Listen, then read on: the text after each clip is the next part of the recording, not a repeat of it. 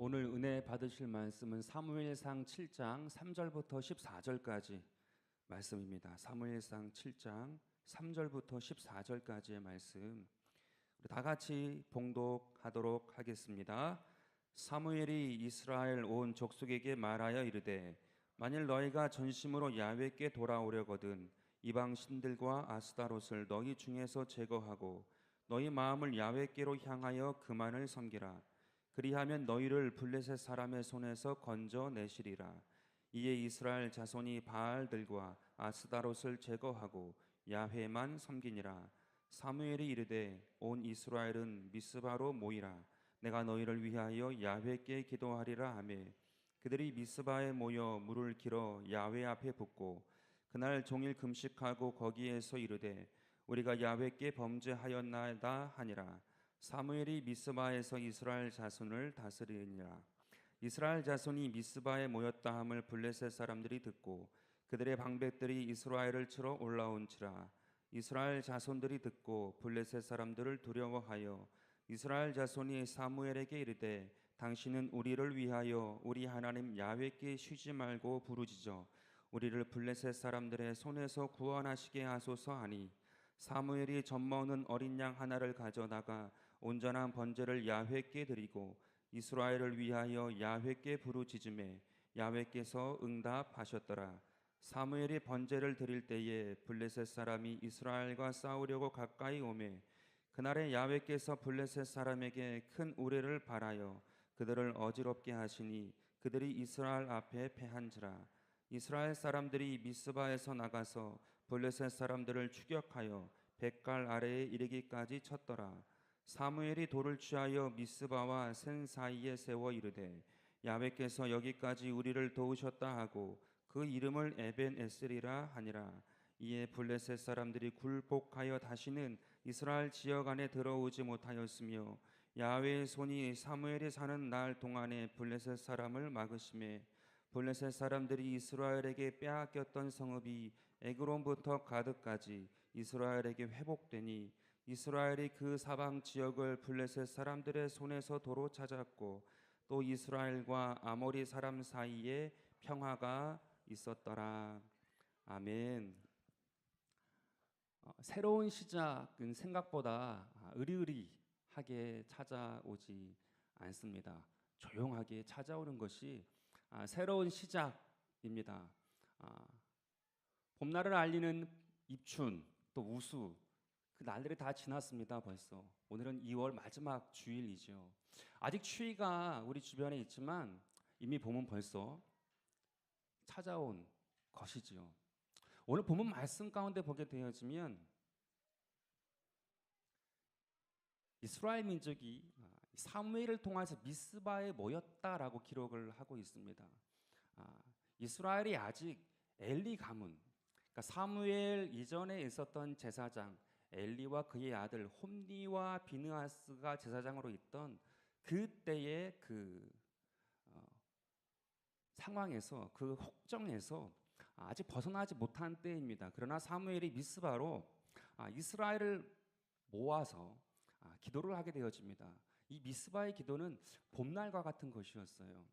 봄날과 같이 그들에게 미스바에 모이라 하고 기도하였을 때에 영적인 각성이 일어나게 되어지는 그러한 계기가 되었던 것입니다.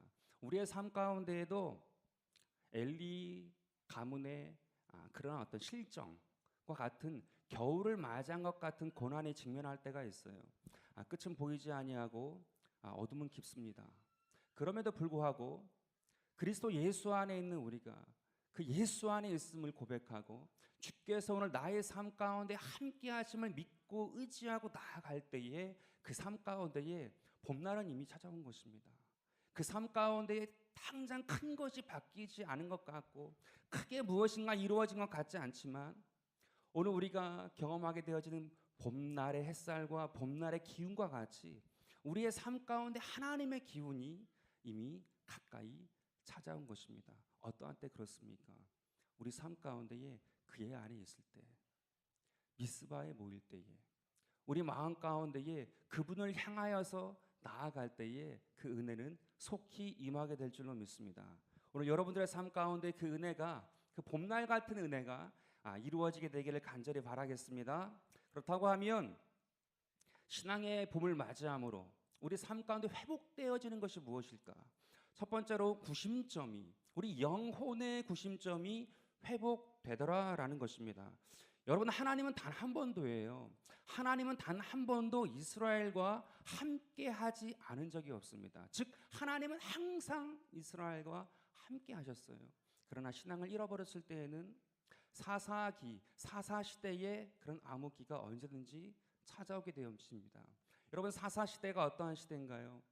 사사들은 그 앞에 닥쳐져 있는 문제들을 해결했어요. 그러나 야훼 신앙을 중심으로 그들을 가르치지 못합니다. 그러나 사무엘은 그 문제뿐만 아니라 야훼 신앙을 중심으로 백성들을 가르쳐요. 그래서 그들이 하나 되어지고 그들의 심령 가운데, 영혼 가운데 구심점이 생겨서 그 삶 가운데 믿음으로 승리하여 나아가는 역사를 경험하게 하더라라는 것입니다. 오늘 본문 말씀입니다. 사무엘상 7장 3절과 4절에 이렇게 말하고 있습니다. 우리 함께 읽도록 하겠습니다. 사무엘이 이스라엘 온 족속에게 말하여 이르되 만일 너희가 전심으로 야훼께 돌아오려거든 이방 신들과 아스타롯을 너희 중에서 제거하고 너희 마음을 야훼께로 향하여 그만을 섬기라. 그리하면 너희를 블레셋 사람의 손에서 건져내시리라. 이에 이스라엘 자손이 바알들과 아스타롯을 제거하고 야훼만을 섬기니라. 여러분, 400년간입니다. 사사시대는 400년간이나 자기 멋대로 생활했던 그 사람들 가운데에 야훼 중심으로 모이자라고 전하는 것은 자기의 목숨을 건 거예요. 그들을 따른다라고 보장할 수 없는 그 곳에 이 사무엘은 야훼 신앙으로 회복하자라고 이야기를 한 거죠. 그러자 어떠한 일이 일어났는가 하면 6절입니다. 함께 읽겠습니다. 그들이 미스바에 모여 물을 길어 야훼 앞에 붓고 그날 종일 금식하고 거기에서 이르되 우리가 야훼께 범죄하였나이다 하니라. 사무엘이 미스바에서 이스라엘 자손을 다스리니라 라고 기록하고 있어요. 여러분, 이 말씀이 무엇을 말하는 것입니까? 신앙의 구심점이 회복되어지자 일어난 운동이 있다라는 것이에요. 신앙의 구심점 야훼 신앙이 회복되어지자 바로 회개 운동이 일어나게 됐다라는 것입니다. 여러분, 회개 운동이 일어났다라는 것은 이스라엘 온 백성 가운데에 오직 야훼만을 섬기기로 그 마음을 정하고 자기들이 생각하고 자기들이 따라고 자기 자신을 위하여서 행하였던 모든 것들을 버린 거예요. 영적인 구심점이 온 민족 가운데에 생기게 된 것이었습니다. 사무엘을 통하여서 그 영적인 구심점이 이스라엘 민족 가운데에 드디어 일어나게 되었다라는 것이에요. 여러분, 사사를 생각하면 어떠한 사사들의 생각이 납니까? 저는 사사를 생각하게 되어지면 전쟁의 신이에요. 기드온은 300명으로 수십만 대군을 물리치잖아요. 전쟁의 신인 것 같아요. 또 드보라는요, 첫 번째 여자 장군입니다. 여장군이에요. 그리고 삼손은 천부적인 재능을 가진 사람이에요. 하늘이 준 그 재능을 가지고 산 사람이에요. 또 입다라는 사람은 처절한 신분 가운데서 영웅적인 장군이 되어질 정도로 하나님께서 쓰신 사람이었습니다.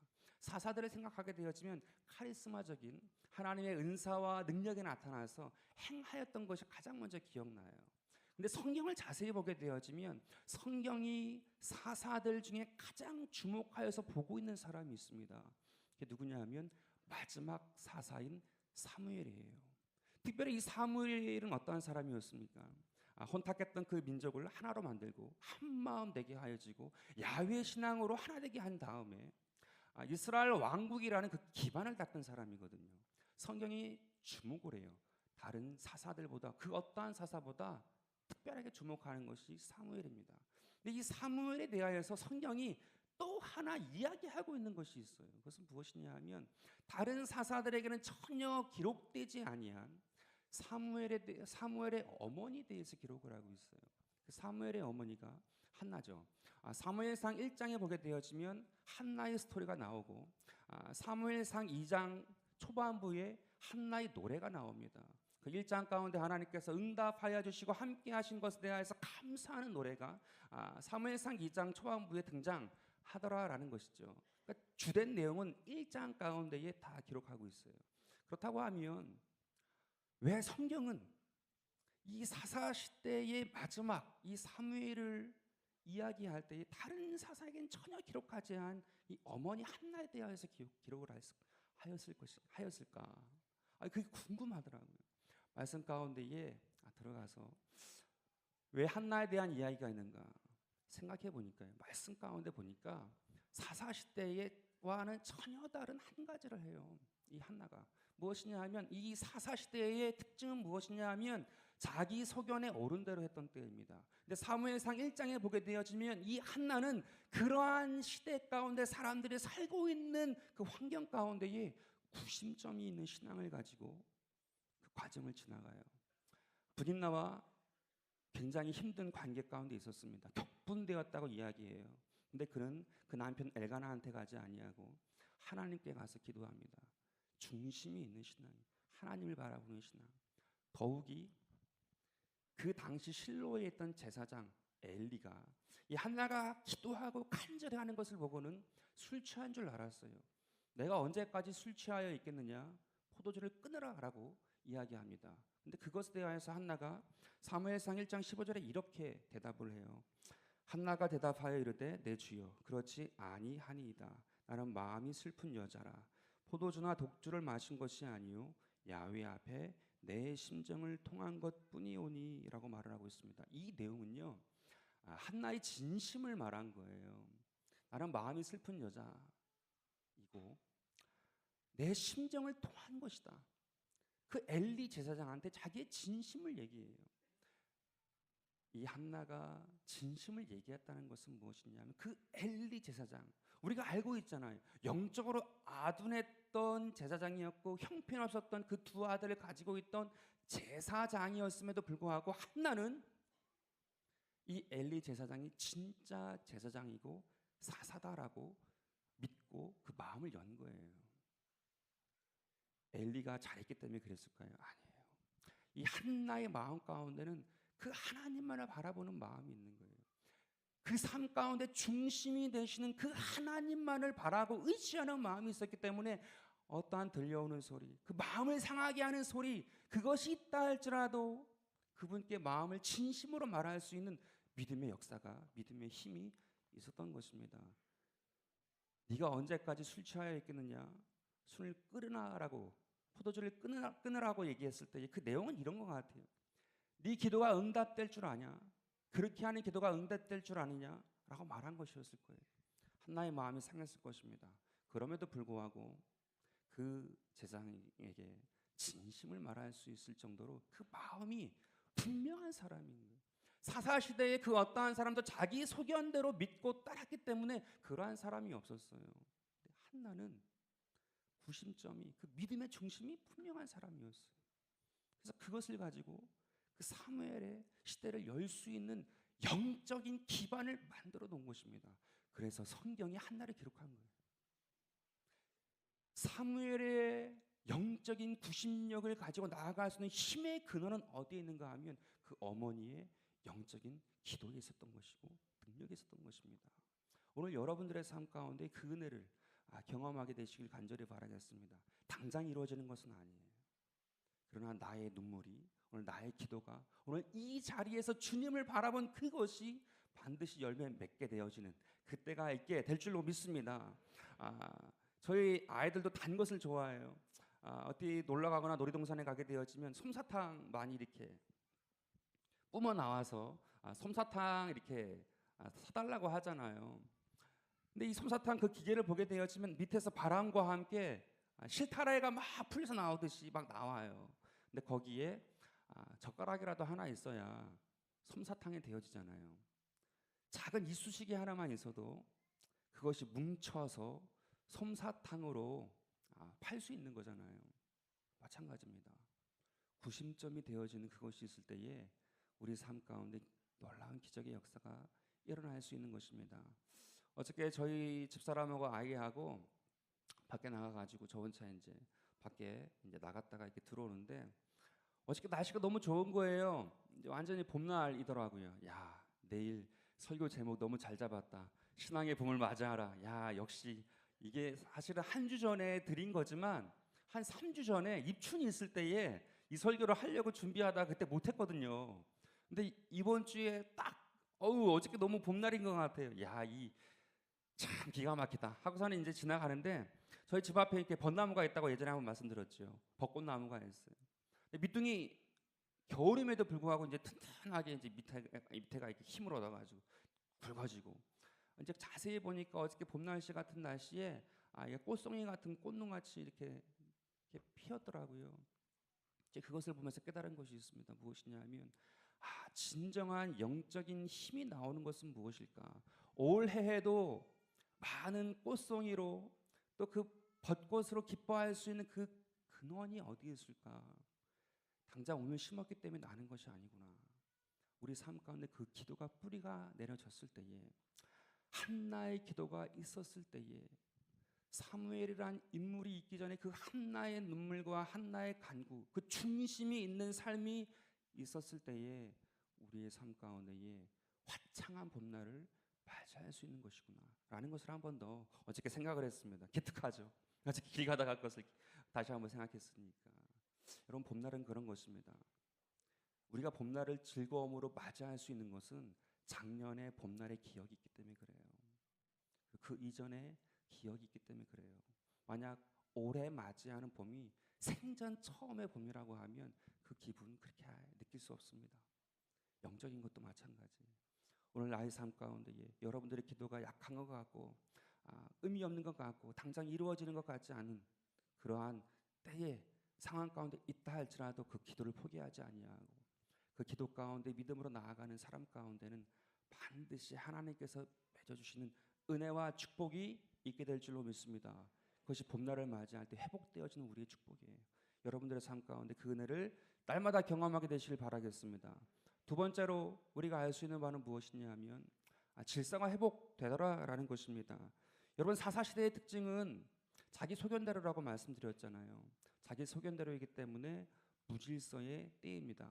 그런데 구심점이 생기자마자 어떠한 일이 일어나는가 하면 질서가 생기기 시작합니다. 우리 8절 말씀 다 같이 읽겠습니다. 이스라엘 자손이 사무엘에게 이르되 당신은 우리를 위하여 우리 하나님 야훼께 쉬지 말고 부르짖어 우리를 블레셋 사람들의 손에서 구원하시게 하소서 하니. 여러분, 이 상황이 어떠한 상황입니까? 이 상황은요, 전시 상황이에요. 다급한 상황이에요. 따라서 이 백성은 군사와 무기를 구하기 위하여서 수고해야 하는 때입니다. 그런데 이들이 사무엘에게 기도를 청해요. 이 모습은 400년간에 한 번도 보이지 않던 그러한 모습이에요. 다급할 때에 전쟁 준비해야지, 살기 위한 준비해야지 어찌 사무엘에게 기도를 부탁합니까? 근데 이스라엘 민족이 사무엘에게 기도해달라고 이야기해요. 여러분, 이것은 영적인 질서가 세워졌다라는 거예요. 구심점이 생기자마자 영적인 질서가 생기는 거예요. 영적인 질서가 생기게 되어지면 두려움의 혼돈과 무질서죠. 두려움으로 인한 혼돈과 무질서는 떠나게 되어지고 하나님의 응답이 임하는 것입니다. 질서가 있을 때만이 응답이 임해요. 여러분, 영적인 질서가 세워질 때만이 그 삶 가운데 하나님의 응답이 임하는 것입니다. 그냥 내 삶 가운데 막 살았는데 그래도 내가 하나님께 이쁜가 봐. 주어지는 것은 그냥 우연히 주어진 것이지 하나님이 부으신 게 아니거든요. 여러분, 하나님이 부으시는 복을 받아야 됩니다. 하나님이 부으시는 복을 누리는 사람은 영적으로 완전히 질서가 회복된 사람이에요. 내가 아무리 많이 받아도, 내가 아무리 높아져도, 내가 아무리 강해져도 겸손할 수 있는 사람이에요. 낮아질 수 있는 사람이에요. 이것이 다 주께로부터 왔다라고 고백할 수 있는 사람, 영적인 질서가 분명한 사람이죠. 이러한 사람 가운데 하나님이 부으시는 복이 많은 겁니다. 하나님이 부으시는 복을 받는 사람만이 그 삶 가운데 진정한 기쁨이 있어요. 흔들리지 않아요. 어떠한 환경과 상황 때문에 흔들리는 것이 아니라 그 주님을 경험하고 그 주님으로 말미암아 끝까지 나아갈 수 있는 힘이 있기 때문에 그 삶 가운데 진정한 만족과 회복과 축복의 역사가 있는 것입니다. 어떠한 때에? 영적인 질서가 회복되었을 때에. 여러분, 영적인 질서는 세상의 질서와 달라요. 내가 알고 있는 질서와 달라요. 내가 높아지고 내가 가지고 있고 내가 부유해지면, 건강해지면 다 된 것이다라는 생각은 세상적인 질서죠. 그러나 하나님 그렇지 않아요. 많이 가져도 낮아질 수 있느냐? 많이 가져도 섬길 수 있느냐? 너의 육체가 강건하여도 너를 위하여서 놀러 가는 것으로 끝나는 것이 아니라 섬기는데 너의 육체를 쓸 수 있겠느냐? 네, 할 수 있습니다. 라고 할 때에 영적인 질서가 세워진 것이지요. 여러분, 그러할 때에 우리 삶 가운데 하나님의 복을 누리게 되어지는 것입니다. 오늘 본문이죠. 사무엘상 7장 10절 말씀 가운데에 이렇게 얘기합니다. 함께 읽겠습니다. 10절. 사무엘이 번제를 드릴 때에 블레셋 사람이 이스라엘과 싸우려고 가까이 오매 그날에 야훼께서 블레셋 사람들에게 큰 우레를 발하여 그들을 어지럽게 하시니 그들이 이스라엘 앞에 패한지라. 그렇죠. 질서가 세워지니까 혼돈과 공허가 떠나갔습니다. 하나님의 응답이 임했다라고 얘기해요. 사무엘이 하나님의 응답을 경험하자마자 어떠한 일을 하게 되어집니까? 야훼 신앙을 가리킵니다. 그것이 12절 말씀인데요. 사무엘이 돌을 취하여 미스바와 센 사이에 세워 이르되 야훼께서 여기까지 우리를 도우셨다 하고 그 이름을 에벤에셀이라 하니라. 사무엘이 하나님의 응답, 하나님의 기적을 경험한 다음에 에벤에셀 기념비를 세웁니다. 자기의 전적을 기념하기 위해 세운 것이 아니라 하나님을 가르치기 위하여 세운 거예요. 여러분, 에벤에셀의 돌이 무엇을 말하는가 하면 하나님을 구심점으로 삼고 하나님의 인도를 받는 사람 가운데 하나님께서 반드시 도우신다, 하나님께서 반드시 응답하신다라는 약속을 가르치는 돌이에요. 에벤에셀이라는 그 뜻을 알고 있잖아요. 야훼께서 우리를 도우신다, 하나님이 나를 도우신다라는 뜻이에요. 사무엘이 에벤에셀 돌을 세운 이유는 그 하나님, 그 약속하신 하나님이 오늘 너희 삶 가운데 있으니까 떠나지 말라. 그분을 구심점으로 삼고 그분을 따를 때에 그 영적인 질서가 세워졌을 때에 하나님께서 반드시 응답하신다라는 질서를 가리킨 것입니다. 하나님을 가리킨 거예요. 그래서 이스라엘 민족이 굳건한 민족으로 설 수 있도록 이 사무엘은 그러한 일을 감당한 것입니다. 여러분, 사무엘을 이야기할 때는 한나를 빼놓고 이야기할 수가 없어요. 여러분, 한나의 신앙의 위대함이 무엇일까요? 1장 가운데에 분이나 때문에 격분되었을 때에 기도한 것도 대단한 것입니다. 자기 멋대로 할 수 있잖아요. 또 남편이 자기한테 좀 더 가까웠다라고 하면 남편을 통하여서 해코자 할 수 있잖아요.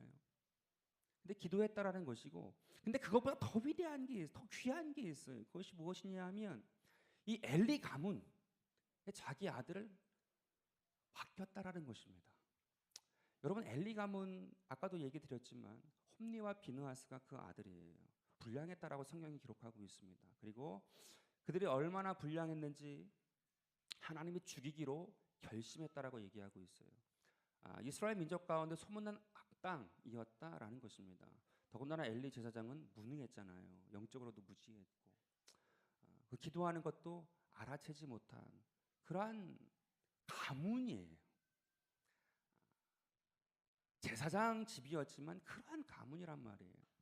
물론 한나가 하나님께 서원하여 기도할 때에 아들을 낳게 되어지면, 자녀를 낳게 되어지면 하나님께 드리고 삭도를 머리에 대지 않겠다, 나스린의 약속을 하거든요. 하나님께 서원을 합니다. 그렇지만 인간의 눈으로 볼 때에 자기가 하나님께 이 아들을 바치려고 하는데 엘리 가문은 아닌 것 같을 수 있잖아요. 그렇잖아요. 엘리 가문만은 안 되는 거잖아요. 오늘날 우리의 심정으로 말한다고 하면. 근데 이 한나가 그러한 가문, 그 집에다가 자기의 그 귀한 아들을 맡겨요. 왜 그랬을까? 제게 마음가운데 막 분노가 있는 거예요. 초등학교면 후져도 막 알아보고 막 그러는데, 선생님 막 찾아가고 그러는데, 그 당시에 그 일생을 맡기는 건데 한나는 어떠한 마음으로 그 아들을, 그 사무엘을 맡겼는가?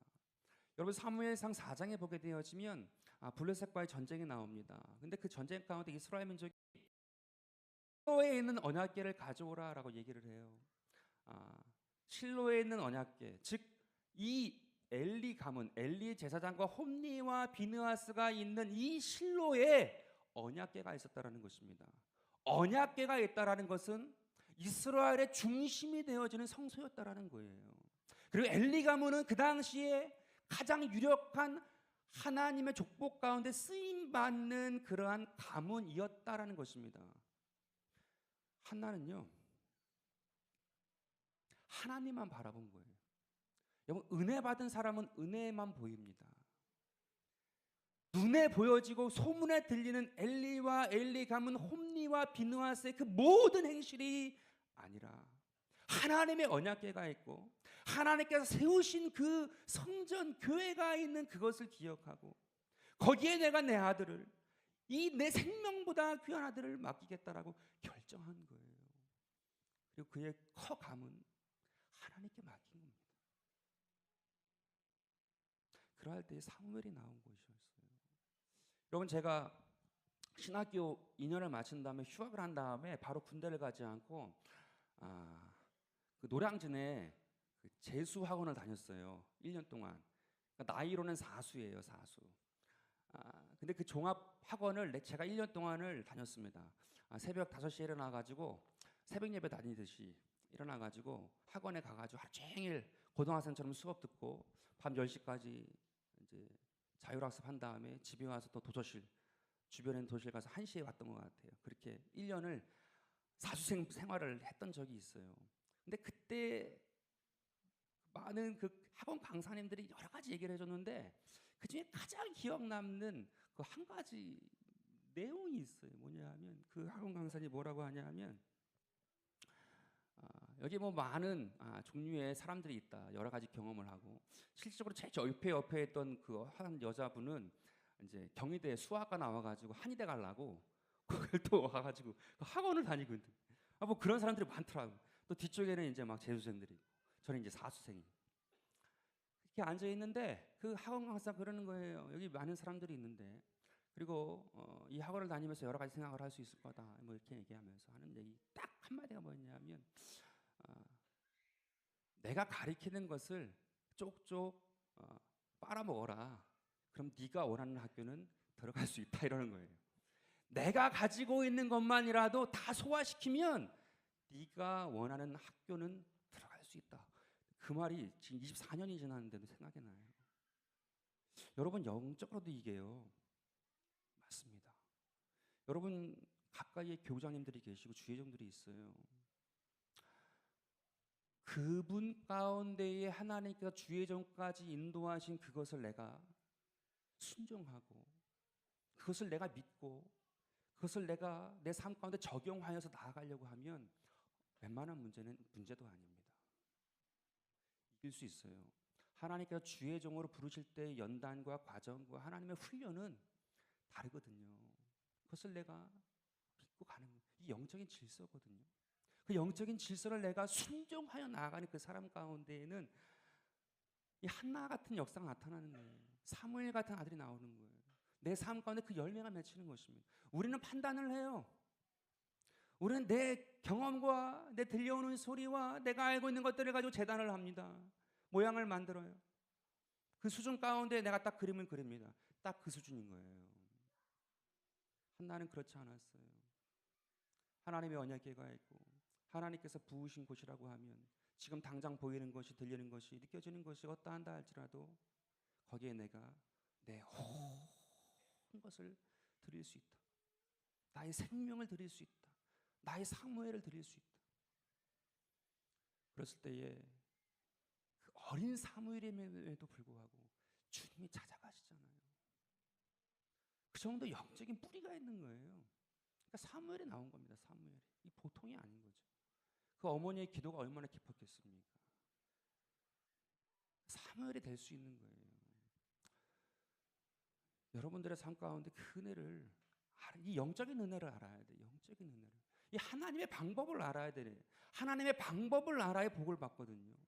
하나님의 방법을 모르니까 그 방법대로 안 하니까 그 복을 누리지 못하는 거예요. 어저께 제가 기사 하나를 봤습니다. 세상적인 사람도 그래요. 예수 믿는다라는 그런 기록도 없고 전혀 느낄 수 없는 그런 내용인데 자기 아버지는 육체 노동자입니다라는 그런 작은 컬럼이었어요. 뭐냐 하면 자기는 아나운서라는 거예요. 근데 아버지가 노가다를 하는 분이래요. 자기가 밖에 나가가지고 누군가를 만나게 되어지면 아버지 뭐 하십니까? 라고 물게 되어지면 건설업에 계십니다. 이렇게 얘기를 한대요. 초등학교도 다 못 나왔고 어머니도 초등학교 간신히 졸업한 그러한 분이라는 거죠. 뭐 아주 옛날 분이 아니에요. 나이가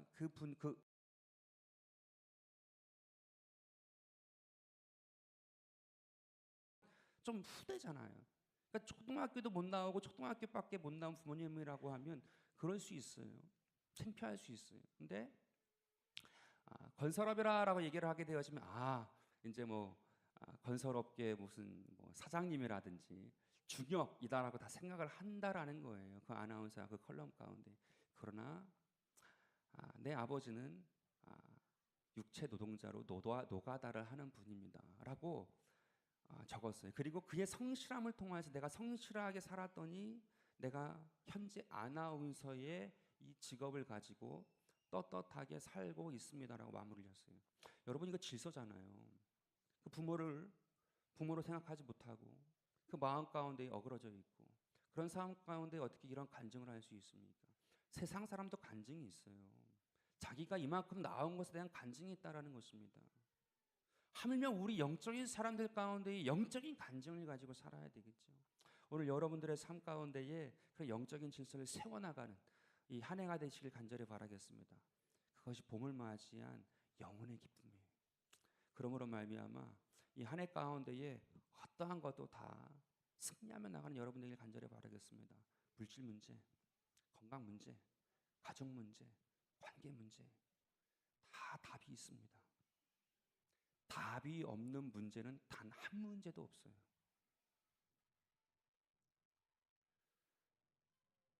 대학 시험 문제도 답이 반드시 있잖아요. 잘못된 문제는 답이 2개인 거예요. 답이 3개거나 잘못된 문제는 제대로 된 문제는 정확한 답이 있습니다. 멀리서 찾지 마세요. 함께 기도하시고 가까이 있는 죄종과 기도하시고 가까이 있는 리더들과 기도하셔서 여러분들의 삶 가운데 하나님의 응답을 경험하는 여러분들 되기를 예수 이름으로 축원드립니다. 세 번째로 우리가 할 수 있는 것이 무엇입니까? 복된 소식은 퍼져나간다라는 거예요. 주춧돌이 단단해야 집을 세울 수 있습니다. 마찬가지로 구심점이 단단하고 질서가 세워질 때에 평화가 당연히 임하는 거예요. 오늘 본문 말씀 14절에 이렇게 얘기합니다. 함께 읽습니다. 블레셋 사람들이 이스라엘에게서 빼앗았던 성읍이 에그론부터 가드까지 이스라엘에게 회복되니 이스라엘이 그 사방 지역을 블레셋 사람들의 손에서 도로 찾았고 또 이스라엘과 아모리 사람 사이에 평화가 있었다. 이스라엘이 회복되어지자 그 주변 가운데 평화가 임했다고 얘기를 하고 있어요. 여러분 저는요 이제 여러분들하고 벌써 3번째 해를 맞이한 거예요. 만으로는 2년이 안 됐지만 횟수로는 벌써 3년이 되어졌어요. 그러다 보니까 여러분들의 삶 가운데에 하나님께서 함께 하시는 것들이 어제보다는 좀 더 나아졌고 1년 전보다는 좀 더 나아졌고 2년 전보다는 조금 더 나아졌다라고 저는 마음 가운데 기쁨과 감사를 가지고 있습니다. 그것은 어떠한 가졌기 때문이 아니고 하나님을 바라보고 움직이려고 하는 그 모습들이 더 강해지더라라는 것이에요. 그러자마자 우리 가운데에 좀 제 마음 가운데죠. 무엇보다도 제 마음 가운데에 이게 뭐야라는 게 하나 있었습니다. 뭐냐면 근래에 들어서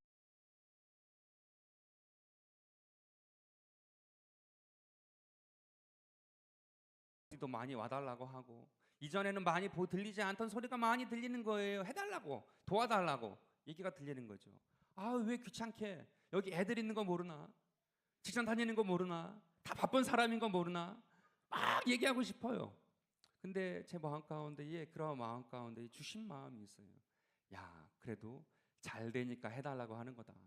잘 되니까 해달라고 하는 거다. 잘 되고 있는 거 맞습니까? 아멘. 망쳤다라고 얘기하면 누구도 도와달라고 안 할 것이다. 그러나 잘 되고 있기 때문에 도와달라고 하는 거니까 넉넉한 마음으로 해주어라. 물론 제가 해주는 건 아니에요. 여러분들이 해주는 것입니다. 그러나 제 마음 가운데 그 뭔가 얽혀있는 것을 풀어내라라고 주님께서 마음을 주시더라고요. 평화가 임하는 것이죠. 여러분 개인의 삶 가운데도 마찬가지예요. 내가 좀 더 잘 된다라고 생각되어지는 그때에 원수는 찾아오지요. 마귀는 찾아옵니다. 그리고 그것을 많이 경험한 사람은 잘 된다 할지라도 항상 겸손한 마음으로 있죠. 그런데 그 마음 가운데에 경험 때문에 그것으로 그냥 그렇게 맞이하는 것이 아니라 경험이 아니라 내 삶 가운데에 맞다. 하나님이 나를 귀하게 하시고 빛나게 하시니까 도와달라고 하는 것이구나. 나의 도움을 구하는 것이구나. 나로 하여금 쓰시려고 하시는 것이구나 라고 긍정적인 마음을 가져야 되는 것이구나. 그것이 봄날이에요. 여러분, 우리가 좀 많이 갖게 되어지면 숨길 때가 있어요. 도와달라고 하는 사람들이 있을까 봐. 가족이 도와달라고 할까 봐. 엄마가 도와달라고 할까 봐. 형제가 도와달라고 할까 봐 숨기고 싶은 마음이 있을 때가 가끔 있어요. 그 마음은 이미 마음 가운데에 뭔가 기쁜 게 아니잖아요. 물론 막 떠벌리라는 것이 아니에요. 그 마음 가운데 그 감사한 마음을 가지고 자기의 삶을 지켜나가면서 나아가야죠. 그것이 봄날이에요. 영혼의 봄날. 오늘 여러분들의 삶 가운데에 정말 주님께서 함께 하심으로 말미암아 좀 더 기쁠 수 있고 더 자유로울 수 있고 더 주 안에서 행복할 수 있는 일들을 여러분들의 삶 가운데에 경험하고 만들어 나아가는 그러한 이 한 해가 되시기를 예수 이름으로 축원드립니다. 그 은혜가 있습니다. 그 은혜를 경험하고 승리하는 여러분 되기를 예수